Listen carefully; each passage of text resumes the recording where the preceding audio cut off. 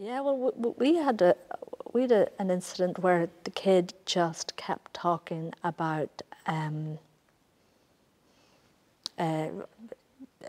drugs, guns, being, you know, the story that it was something about space was the general story, but he brought it back into, you know, you're writing at the table and he's going, no, well, you know, our house was raided with, you know, so I want to write about that, about our house being raided and the guys coming in with guns and the drugs, and you're sitting there going, oh, okay. So at that stage, you kind of have to say. Yeah, I think it's fine to be directive. I had a student one time and he wrote a story, like he was coming for a year, you know, it was the Transition Year Book Project. And it developed to basically underage sex, which obviously couldn't be part of his story. So the rules are so few, but it's absolutely fine to say, no, that's not, we can't, you know that's wrong, so it can't go in. You can't write about it. So what I find interesting is, while there is loads of freedom within the creativity, sometimes I almost think the student craves or wants, is checking how far they can push it in what they write. And the moment he was told, because I had to ask the teacher I just spoke to her and said, I can't seem to veer him off this. So she said, oh, well, I'll just tell him it's not okay. And so, you know, she had hung back, you know, every week, but she needed to step in. I needed her help. And he just said, right, okay. And he changed it. It was so simple. So stuff can come up that's not appropriate. Like some stuff, it's borderline, and I think there's a little bit of borderline is okay because yeah, exactly. Space guns, you know, with blobs, thing about, you know, drinking after the junior cert results, and in Fairview Park, and the teacher was it was the same group, was comfortable to allow that stay in, because she said, unfortunately, it's a reality that, you know, it's illegal, but it's not tipping into the next level, whereas underage sex, you know, so it's okay to just say no. Or the kid who actually just wanted to talk about his house being raided. Yeah, and let him talk. And actually had been quite traumatized, you know, like, because I think the kid was about 10 or 11. Okay. And so I kind of, you know, again, had to check with the facilitator, and, you know, luckily we were in the physical. For that kid. It was an outlet, and but then also directed to the teacher. But it was about diffusing that, but also having a way to kind of say, it's not okay. It's not okay. Yeah. But passing it on as well. Sometimes, you know, like we've talked about the positives, and when students are engaged, there are times where it's quite hard to get them engaged initially. Like Jeanette, you did a course in the National Library, was it? The National Gallery. National Gallery. And I did one in the Hugh Lane Gallery with a group of students. And initially, they were like, we were walking around looking at the paintings, and they were to hopefully use the paintings as to give them an idea, write a response to the paintings.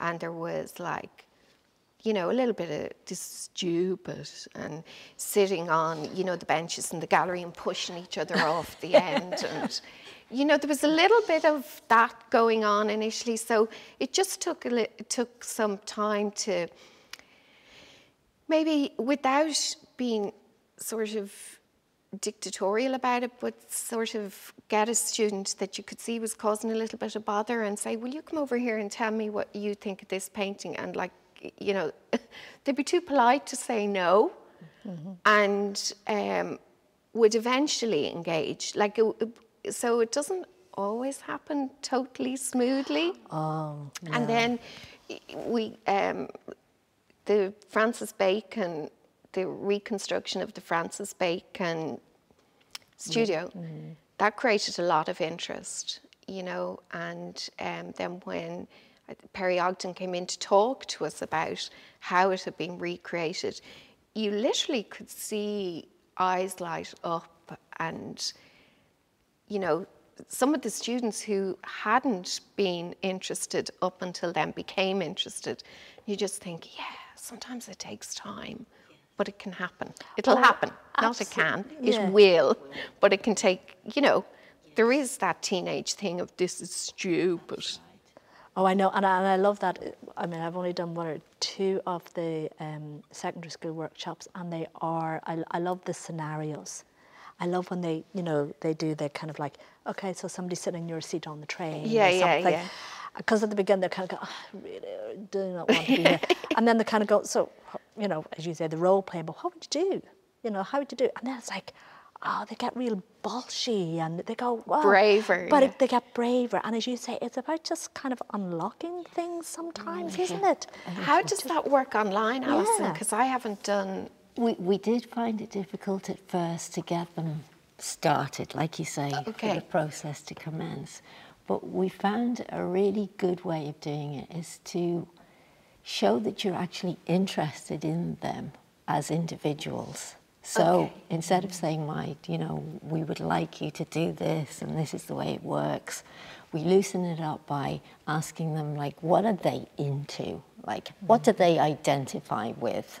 You know, and sometimes, of course, I have to say, look, I'm an old fogey here. I don't know what you're talking about, but tell me what that game you play is on the Xbox. Tell me about it, you know. And so it starts to unlock their imagination, and then they feel valued. And so then they're thinking, well, these mentors kind of, you know, they're not my teacher, they're not my parents, they're not my friends. It's kind of a new audience. Yes. And once they know you're on their side and you're not there to judge. I want to be with them. I can be me with them. I'm not, Exactly. We're not there to judge. We're there to... And I'm always so excited to hear their stories. I'm always dying to know. I really am, because they start them off, and then I'm like, guys, come on, I really want to know what happens. Brilliant. And so then I think they feel, again, we're back to that safe space again. They feel that they have the freedom and they're not going to be judged. And often you see in the class, it's peer pressure, isn't it? It often comes back to that. And I think maybe online that isn't perhaps as evident as it might be in the physical classroom. So I think that could be an advantage to the online. They have the comfort of being in their own space where, you know, they're all individuals, you know, and I agree, even in the physical space, to see them as individuals. You know, because if you say, oh, I was looking at you during the group session and you weren't kind of, you know, you weren't putting your hand up, and they go, you noticed me? I know. You noticed me in the group session. And they're kind of going, or like, I remember when you walked in and, you know, you had a lovely coat on you. And they're kind of going, you noticed me. And it's about seeing them as individuals and not as their class, the teenagers or the, you know, the older primary schools. You know, the younger primary schools, it's such a different dynamic, and it's just about the fun, and they're so innocent, and it's about putting the language on their stories. You know, like that's a plot, as said earlier. That's a plot. That's a character. That's a, you know, the enemy. You know, they all like the best friend, and you know, the thing that they're afraid. So they get the tools to use, but with the older ones, they already have the tools in most cases, but it's just about giving them the confidence to use those tools themselves, and that it doesn't have to be a public thing. What I loved, you know, I am working on this year's book project with transition year students, and initially it was difficult on Zoom, because we were all finding our way, and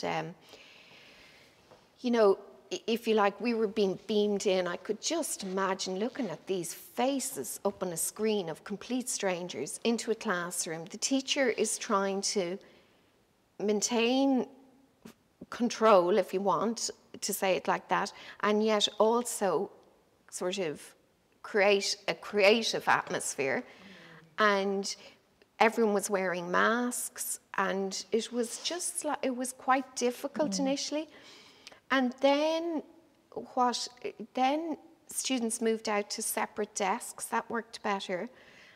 But eventually what happened was the schools were closed and everybody was online from home. And just one little development that I saw happen was initially all the students had their cameras off. And as they became more comfortable, they wanted their camera, they put, just quietly, they'd put their camera on for the session. And that's when you really felt they've settled. They're happy for us to see their faces online. Or I'm thinking of one particular student, and she got so animated telling her story from a little black box, and suddenly it just clicked on, and there she was, and she was telling her story, and we could see her, and she wasn't just a name. And but it took time. Yes.